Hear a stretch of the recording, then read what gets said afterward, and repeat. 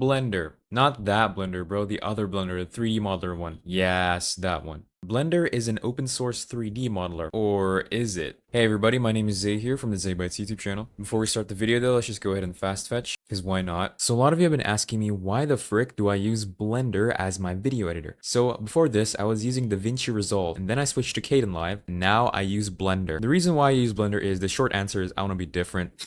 If you guys don't know, I've been using Blender to edit all of my videos. Dude, literally a day ago, we were at 16K. Now we're at 16.6K. Awesome. All my videos you see here are edited with Blender. Yeah, Blender, the 3D modeler. I think Blender is like a 3D modeler masquerading as a video editor. Or is it the opposite? I don't freaking know. But yeah, if we search up Blender, not this Blender, people know this as a 3D modeler because it's advertised as that. Blender is also supported in many operating systems: Windows, Mac OS, Linux, Steam. You can also view the source code. I mean, theoretically, you can steal the software and claim Blender is yours. I mean, it's our software since it's open source. Yeah, see, Blender is a free and open source 3D creation suite. It doesn't say it's a video editor, right? I'm reading this right now and I don't see video editor. But if you scroll all the way down, there. Video editing. The video editor offers a range of basic yet very efficient tools. Now you see, I don't really do too much in my video editings. I only do like zooms like this and cuts. But seriously though, Blender is a very capable video editor. Here are the features of the Blender video editor. This is not all the features, by the way. There's a lot more. Their website's like light mode. It's kind of burning my eyes. And up here they have features, download, support,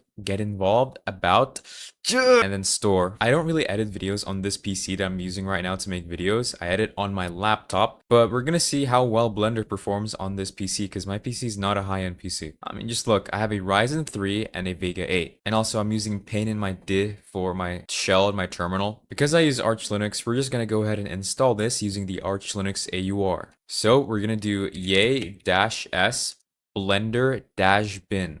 We're going to do the binary packages because if I do just Blender, it's going to take so long to compile it. But if I do blender-bin, because it's like binary packages, it's a lot faster. Let's just go ahead and hit enter. Now we wait. Oh yeah, I also switched my wallpaper. This wallpaper is really tough. I'm not going to lie, like the ship and everything. I also downloaded a few more wallpapers. Let me show you guys. Another one that I downloaded. This is another one. This is also really tough. Hey, but I don't know why. This one just really, I don't know, it itches my scratch. Wait, no, it scratches my itch. So Blender's install size is 1 gigabyte.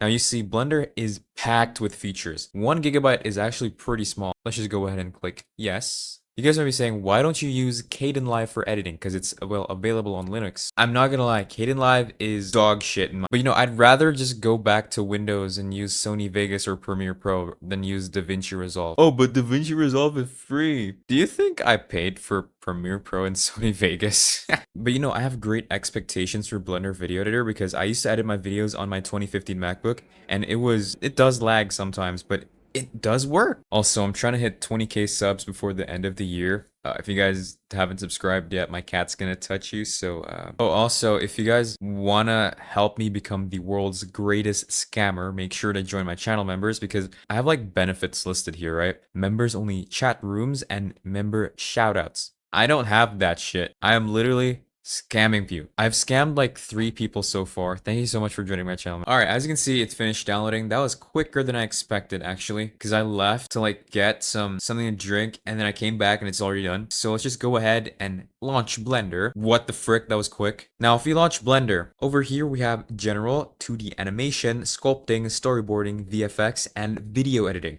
Yeah, that's a bunch of shit, right? For 1 gigabyte. Dude, my cat has been sleeping since 11 a.m. I'm not joking. Right now, it is 8 p.m.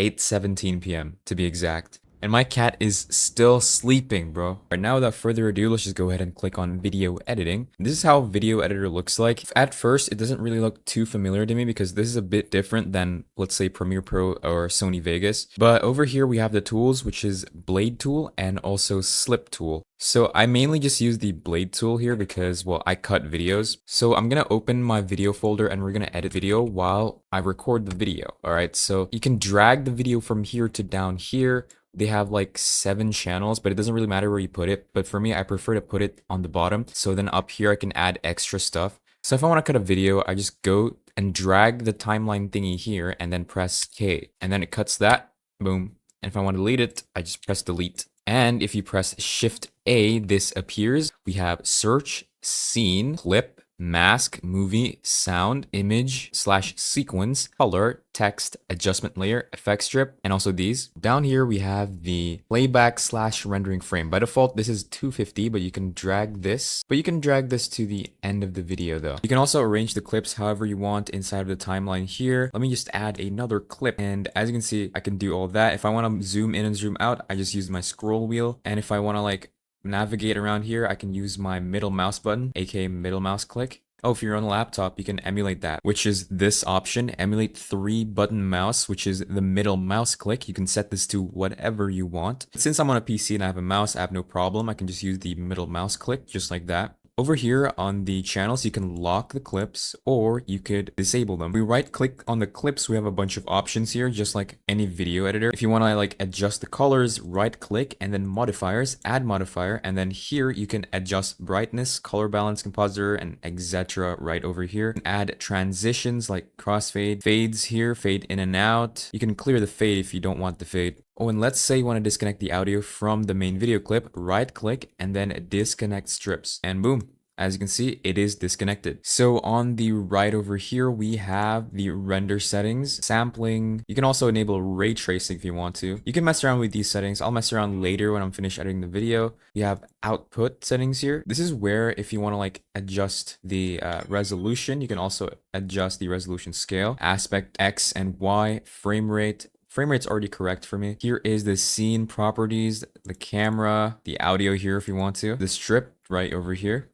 And this is the strip modifiers. You can add a strip modifier if you want to. So on the video player, over on the left, we have this small tiny arrow. If you click on it, there are these things. This is the select box, cursor, move, rotate, scale, transform. This is the tool that I use to make my zoom ins. Oh, and let's say you hover into your video selector thingy right over here, and then you see BL_proxy. This is the compressed copies of the video files. So, you know, the playback inside of Blender isn't laggy, because let's say you recorded a 4K video and then you don't have that beefy of a PC and it plays on Blender at 4K. Yeah, it'll lag. Just like any other video editor, you can go to the edge right here and then you can click your mouse like this to either shorten the duration or extend the duration. And if you like want to move the clips, you can press G and then it'll grab. And then if you want to let go of the clip, click your mouse button. Or if you want to press G and you prefer using your mouse, you can absolutely do that. Just click and then you'll move it. Oh yeah, if you like hover over buttons on Blender, it actually shows what it does. Like let's say if I don't know what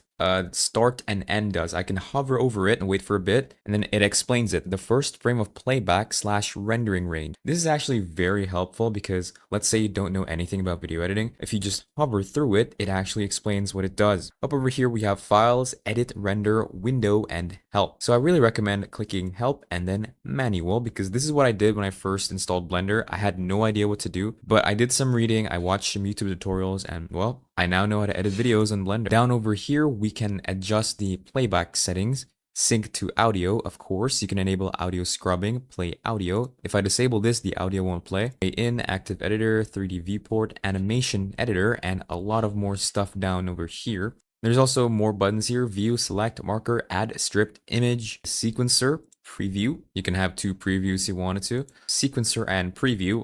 This is that's unnecessary, so I just set this to sequencer. Now over here, the movie clip icon thingy, if we hover over it, the editor type right now is video sequencer. If we click on this, we have a bunch of stuff: general, animation, scripting, and data. Yes, there's also Python console here. Oh, and I can also stretch the video like this if I wanted to. Yeah, I'm having way too much fun. Alright, so now I actually kind of want to add like a smooth zoom to my video. So what I usually do is I go to a specific timeline that I want to do a smooth zoom in, let's say here. And then what I'm going to do is press the clip, go to the strip right here, and there's the transform. Press this to add a keyframe, and then go back to my timeline, move it to there, add another keyframe. Usually what I do here, I zoom it to 2.4. I just press Control C, hover my mouse to the bottom, and Control V. And as you can see, it has a zoom now. Pretty smooth. A thing that's also missing in Blender is ripple delete. What is ripple delete? It's basically like, let's say I'm gonna cut this, right? And then I delete this. Usually on Premiere Pro and Davinci Resolve, there's an option where you can ripple delete, and when you delete this, it automatically fills the empty gap. But Blender actually lacks that, but there's a plugin for it. This is called VSE functions. Alright, so we're just gonna go ahead and download this latest version of the plugin, which is 5.1.0, released March 20th. It's actually like a few months ago. Let's just go ahead and download this. Now that's done downloading, what we're gonna do is we're gonna press Control and then this button. I forgot what it's called, but yeah, this. The preferences menu will pop up like this. Go ahead and click add-ons, and on the top right over here, click install from disk. Alright, now I'm gonna go to my downloads folder and then click this, install from disk. Now once you've finished doing all that, ripple delete is actually installed. So the default keybind is Alt X. So let me just do this without ripple delete. Here is a clip that is cut, right? I'm gonna hit the clip, I'm gonna press the clip and then press delete. As you can see, there's a freaking gap. But if I press Alt X, there's no gap. But let's say you don't like Alt X as the default keybind, you can absolutely go and change it. You press Control or whatever this button is, again, I forgot what it is, or you could go up here and then edit, preferences, and then you're gonna go to key map and then search up Alt X. So VSEQF ripple delete is Alt X. You can change this to whatever you want, but Alt X for me is just fine, so I'm gonna keep it at that. Alright, now I wanna render this video. What I'm gonna do is I'm going to go to the end of the clip, and then you see down here, this value, just press Control C, and then hover to the end, press Control V. Now the clip here is in the available, like this thingy. I don't know what you call it, but like the selected timeline, wherever. What you're gonna do is go to the right, and then go to output. As you can see, the frame start is already set right over here. Go down, make sure to pick RGB on the colors. Now, one of the most important parts for here is the encoding. Make sure you set this to MPEG-4, which is MP4, video codec. I'm gonna use H.264 because this is my GPU's video codec, and for quality, we're gonna do high quality. Encoding speed on I just do good here because it's the most balanced. Right over here, we're going to set the resolution to 2K because if I don't upload a video on YouTube to 2K or 4K, the encoder is going to be really... You can render a video by pressing Ctrl F12 or going to the render and then render animation. No, there's this kind of like preview here while the video is rendering. So the video is done rendering, as you can see. So yeah, the video renders very quickly. This is why I prefer Blender over Davinci Resolve or Kdenlive, because in Kdenlive and Davinci Resolve, it takes a while to render, and on Kdenlive, the render times are horrendous, and sometimes it just doesn't even freaking work whenever I try to use my GPU. This Blender works just fine. That's why I love Blender, and I use it in Linux.